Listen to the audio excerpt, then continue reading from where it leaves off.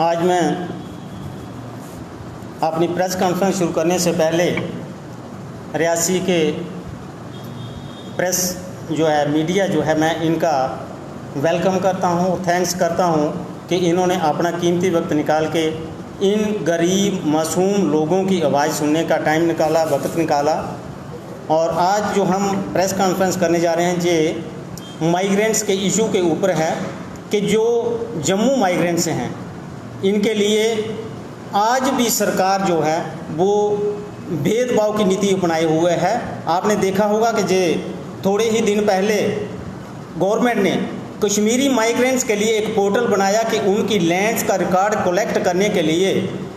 But Jammu के जो migrants हैं उनके किसी भी किस्म का कोई भी पोर्टल नहीं है कि वो अपनी शिकायत किससे कर सकें। सबसे बड़ी बात यह है कि जम्मू के साथ यूटी बनने के बाद भी अभी भी भेदभाव चल रहा है, ये हमारा दुर्भाग्य है। उसके बाद अभी 2 महीने से ये लोग भूखमरी का शिकार हैं, जबकि इनके रिलीफ, कैश और राशन सब कुछ बंद पड़ा है और ये लोग भूखमरी का शिकार हो चुके हैं। इसलिए हमें अभी ये प्रेस कॉन्फ्रेंस के लिए आना पड़ा, आपके माध्यम से इस गवर्नमेंट को जगाना पड़ा। अभी आप देखेंगे कि जहां पर इनके पहले ही राशन कई समय से पेंडिंग पड़ा हुआ है, जैसे 2900 क्विंटल का मसला है, जे 2015 से लेकर 2016 तक के बीच का जो है 2950 क्विंटल जो है ये आटा है, चावल है, जो भी राशन इनको मिलता था जी, इनका आज दिन तक कोई पता नहीं चल सका कि ये कहाँ पर गुम हुआ है और कहाँ पर नहीं हुआ है। जबकि रिलीफ मिशन साहब से हमने मुलाकात की तो उन्होंने कहा कि मैंने जहाँ से रिलीज़ कर दिया हुआ है, फंड्स दे दिए हुए हैं फूड एंड सप्लाई डिपार्टमेंट को, लेकिन फूड एंड सप्लाई डिपार्टमेंट से हमने जब भी अप्रोच की आज दिन तक उन्होंने हमें इसका सही से उत्तर नहीं दिया। और उसके बाद हमने बहुत बार आपके माध्यम से और डायरेक्ट भी जाके मिलके कई बार इनको मेमोरेंडम दिए कि जो तलवाड़ा कॉलोनी जिसमें हम रह रहे हैं उसकी बहुत खस्ता हालत है कि इसको रिपेयर किया जाए या इनको नई बना के दी जाए, लेकिन आज तक गवर्नमेंट के कानों पर रूज तक जूं तक नहीं रेंगी है कि इनके लिए भी कोई सुध ली जाए। जबकि सुप्रीम कोर्ट का क्लियर कट ऑर्डर है कि at par with Kashmiri migrants इनको भी सारी सुविधाएं दी जाएं। कश्मीरी माइग्रेंट्स के लिए कॉलोनी बनाकर उनको क्वार्टर दे दिए गए, लेकिन जम्मू के लिए आज दिन तक किसी ने कोई बात तक नहीं और एक पैसा तक नहीं दिया। जबकि 2017-18 के बीच जहां पर एक कमेटी बनाई गई थी, वो आई थी, उन्होंने इसकी हालत देखी कॉलोनी की और कॉलोनी के लिए 90 करोड़ रुपीस जो है तो वो दिए, 90 करोड़ रुपए दिए थे कि जे इस कॉलोनी की रिपेयरिंग के लिए। आज दिन तक उसकी किसी ने कोई सुध नहीं ली। वो 90 करोड़ रुपए कहाँ चले गए, उसका क्या हुआ क्या नहीं हुआ, आज दिन तक उसका कोई पता नहीं चला। इसके साथ ही जब सुप्रीम कोर्ट और ये हाई कोर्ट ने जहाँ पर ऑर्डर किया था कि इनको एरियर दिए जाएं, लेकिन हमें समझ नहीं लगी कि 98 से लेकर ये माइग्रेंट जो हैं वहाँ से माइग्रेट हुए थे और इनको जो बनाया गया इनका एरियर वो 2004 से लेकर 2007 तक बनाया गया, 42 मंथ्स का। जबकि जो 98 से वहाँ पर माइग्रेंट हुए हैं और इनका वो एरियर बनता है वो आज दिन तक नहीं बना है, ना ही इनको दिया है। तो हम ये चाहते हैं कि इनका जो एरियर जो है जल्दी से जल्दी बना के इन लोगों को दिया जाए। और जहाँ पर जितनी भी बाइफरकेटेड फैमिलीज़ जो हैं, आज दिन तक जो बाइफरकेटेड फैमिलीज़ हैं जिनको 1 से 4 कुंबे हो गए, 1 से 3 कुंबे हो गए, 1 से 2 कुंबे हो गए, आज दिन तक उनका कोई नाम नहीं है, वो बिल्कुल ऐसे ही अभी भी दर बदर की ठोकरें खा रहे हैं, उनको कहीं पर कोई भी रिलीफ नहीं मिल रहा है। इसके अलावा 2008 में डीसी साहब थे जहाँ पर उस समय संजीव वर्मा जी, उन्होंने जहाँ पर एक कमेटी बनाई थी और उस कमेटी में ये तय किया गया था कि इन की जो जेन्युइन माइग्रेंट्स के इनको रिलीफ दी जाए, और आज दिन तक वो जो उनकी लिस्ट पास हुई है उसके ऊपर किसी भी गवर्नमेंट ने और ना ही एडमिनिस्ट्रेशन ने कोई गौर किया और इनको आज दिन तक कुछ नहीं मिल रहा है। जबकि प्रोफेसर भीम सिंह जी हर बार इनके ऊपर कंटेम्प्ट लगा के केस लड़ते आ रहे हैं, रोड से लेकर सड़क से लेकर सुप्रीम कोर्ट तक इनके फैसले इनके हक में हैं। इसके बावजूद भी इनके फैसले से इनके हक से वंचित रखा जा रहा है। हम जो गवर्नर साहब से अपील करेंगे कि कम से कम जो सुप्रीम कोर्ट्स के आर्डर हैं, जो हाई कोर्ट्स के आर्डर हैं, उनको इसको इम्प्लीमेंट किया जाए और इन गरीब मासूम लोगों की सुध ली जाए और इनको अपने जीने की सुविधाएं दी जाएं जिनसे ये अभी तक वंचित हैं।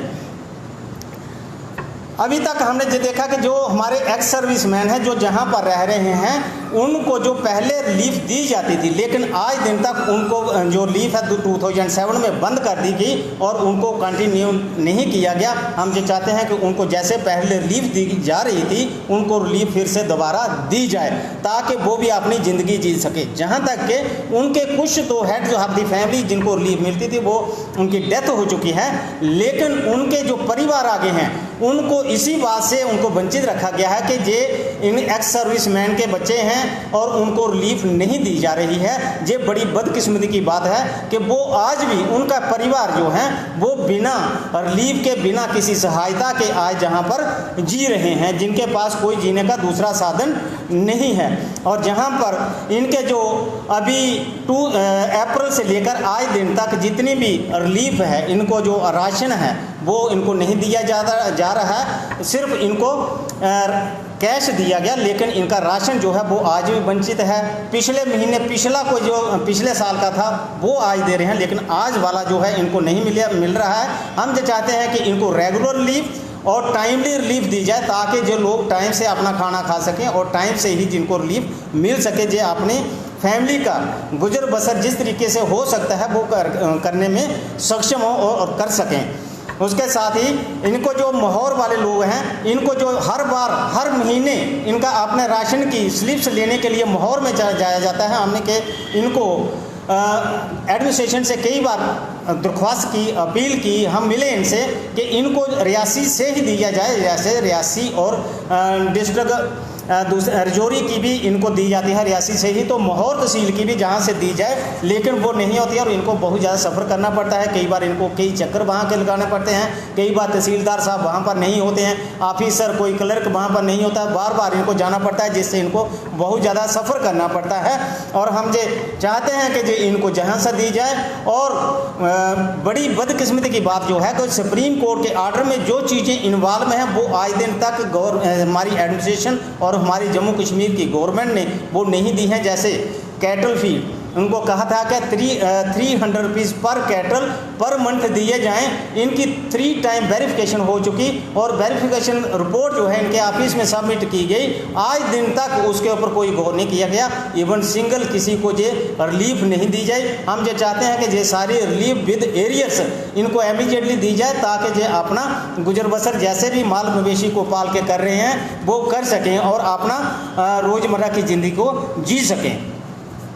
उसके बाद है जो हमारी लेफ्ट आउट फैमिलीज हैं, जहाँ कुछ और फैमिली हैं जिनकी वेरिफिकेशन नहीं हुई है, उनकी भी वेरिफिकेशन करके उनको जल्द से जल्द उनको भी दी जाए, क्योंकि इनमें ऐसा हो गया है कि एक भाई ले रहा है और दूसरा भाई जो है उससे वंचित है, उसको नहीं मिल रहा है। ये एक बहुत पार्शलिटी टाइप जो है फैसला है जो एडमिनिस्ट्रेशन का, लेकिन सुप्रीम कोर्ट ने कहा है कि जो माइग्रेंट हुए हैं उनको जल्दी से जल्दी उनको रिलीफ जो है वो लागू की जाए, दी जाए। लेकिन एडमिनिस्ट्रेशन की तरफ से, जहाँ हमारी जम्मू कश्मीर की गवर्नमेंट की तरफ से आज दिन तक उसके ऊपर कोई संज्ञान नहीं लिया गया, उनको कुछ नहीं दिया गया है। तो जहाँ पर हमें जो प्रॉब्लम आ रही है ये सिर्फ इस वजह से है कि हमारा कोई एक रिलीफ तहसीलदार नहीं होने की वजह से हमने कई बार डिमांड की कि हमारा एक रिलीफ तहसीलदार होना चाहिए ताकि हम किसी को अपनी शिकायत बता सकें, अपना दुख तकलीफ़ किसी के साथ हम साझा कर सकें, ताकि वो हमारे दुख तकलीफ़ को सुनें और वो आगे बात को कहें और हम अपना जो किस्सा है सुना के अपना रिलीफ उसको ले सकें, अपनी बात को हम कहीं एडमिनिस्ट्रेशन पहुँचा सकें, गवर्नर हाई लेवल तक पहुँचा सकें, जहां भी उसका कोई मसला हल हो सके। उसके बाद जहां पर तलवाड़ा में इस समय जो बिजली का कट चल रहा है, इन लोगों के पास ना तो कोई रहने की जगह है, ना ही इनको कोई खाने का कोई साधन है। वहाँ पर लकड़ी का को तो कुछ है नहीं साधन के जो लकड़ी वहाँ से ला सकें, जंगल बंद है, वहाँ पर फॉरेस्ट ने एनक्रोच किया हुआ, सब बंद किया हुआ है और ये लोग रोटी बनाने से भी वंचित हैं, रोटी भी नहीं बना सकते हैं क्योंकि उनका कट आ जाता है बिजली का, जबकि वो नहीं कर सकते हैं। वहाँ से हम दरख्वास्त करते हैं कि इनको बिजली जो है पूरा दिन दी जाए ताकि ये अपना रोटी जो है बना के खा सकें, टाइम से खा सकें, जिससे ये बहुत कष्ट में है। एक और डिमांड जहाँ पर जो हमारी थी वो ये है कि जहाँ इस तलवाड़ा हाई जो मिडिल स्कूल है इसको हाई स्कूल किया जाए, जबकि इस स्कूल की हालत ये है कि ये इस डिस्ट्रिक्ट रियासी डिस्ट्रिक्ट का ऐसा स्कूल है कि जिससे सबसे ज़्यादा रोल इसमें है, और इसमें बच्चे जो हैं वहाँ से जहाँ आने में रियासी आने में 8th के बाद आगे आने में इनको बहुत ज़्यादा प्रॉब्लम्स होती हैं, वहाँ से इतनी ट्रांसपोर्टेशन नहीं है और इस स्कूल को अपग्रेड किया जाए। और उसके साथ ही जहाँ पर जो हॉस्पिटल फैसिलिटीज़ जो हैं वो भी पूरी नहीं है, वहाँ पर डॉक्टर नहीं बैठता है, जहाँ पर दवाई नहीं है, इनके लिए वहाँ पर हम गवर्नर साहब से भी अपील करेंगे, डीसी साहब से भी कहते हैं कि जे इनको एक डॉक्टर दिया जाए ताकि वहाँ पर इनको कोई सुविधा मिल सके। और इनके जितने भी एरियर्स, कैरोसिन ऑयल, शुगर का जो मसला है, शुगर इनको नहीं मिल रही है, इनको शुगर का जो पेंडिंग जितनी भी है पेंडेंसी इनको वो निकाली जाए, इनको दी जाए ताकि जो अपना गुजारा कर सकें। शुगर के ऊपर जो इनको शुगर मिलती है वो आज कितनी देर से इनको एक 2 महीने की दे के बंद कर दी गई है और आज दिन तक इनको शुगर भी नहीं मिल रही है। तो इसलिए हम ये अपील करेंगे अपने डिस्ट्रिक्ट एडमिनिस्ट्रेशन से, और आपके माध्यम से हम हमारे एलजी जो हैं गवर्नर साहब जो हैं उनसे, मनोज सिन्हा साहब से भी हम बात कहेंगे कि अपील करेंगे, रिक्वेस्ट करेंगे कि वो भी इसके ऊपर संज्ञान ले और इन लोगों को जीने के सुविधाएं जो हैं जिनसे इनको वंचित रखा जा रहा है उनकी इंक्वायरी की जाए, क्यों ऐसा किया जा रहा है, और उनको इन लोगों को ये सुविधाएँ दी जाएँ। परमान जी, आपकी तरफ से बताया गया है कि कुछ राशन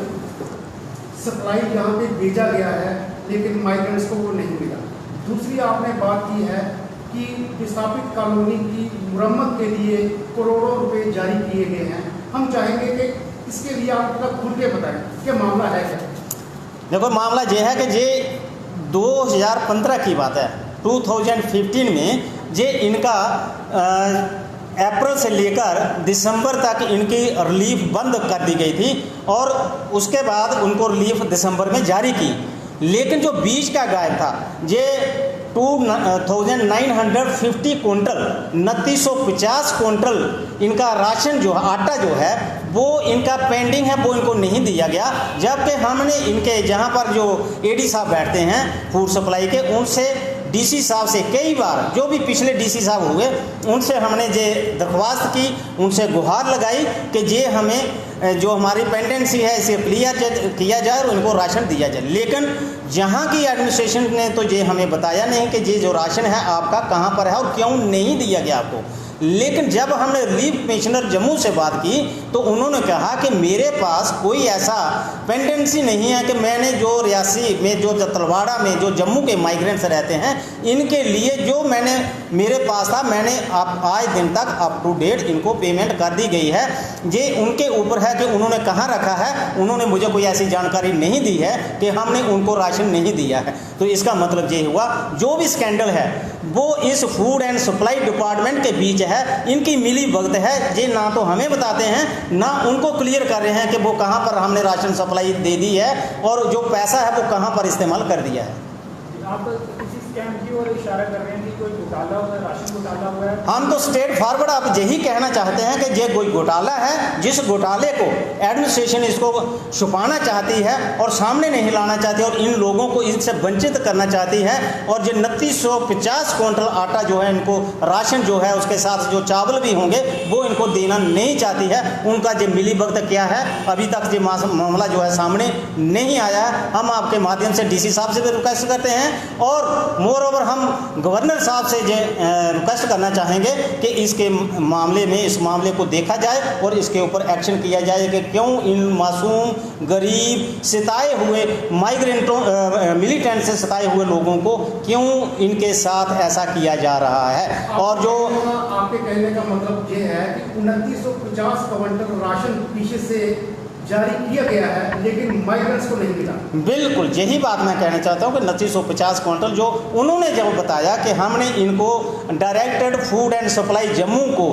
दे दिया है पैसा। और डायरेक्टर फूड एंड सप्लाई भी कई बार हम मिले तो वो भी कहते हैं हमने राशन रियासी में भेज दिया गया है, लेकिन रियासी के जहाँ AD साहब हैं या जो TSO साहब हैं कंसर्न, वो ये नहीं बताते हमें कि ये आपके पास इनके पास आया है या नहीं आया है। हम इनको कहते हैं कि आप रिटर्न में दो, रिटर्न में देते नहीं हैं। वहाँ से हमने उनको बोला तो वो कहते हैं कि इनसे कहो कि हमसे बात करो, हम इनको अगर नहीं दिया तो हम देंगे, लेकिन वो कहते हैं कि वहाँ से आ गया है और जहाँ पर इन्होंने कहाँ भेज दिया हमें इसका पता नहीं। आपने कभी RTI लगाकर ये मालूम करने की कोशिश नहीं की, जानकारी निकालने की कोशिश नहीं की कि वो राशन कहाँ पे दिया गया? नहीं, हमने अभी तक RTI का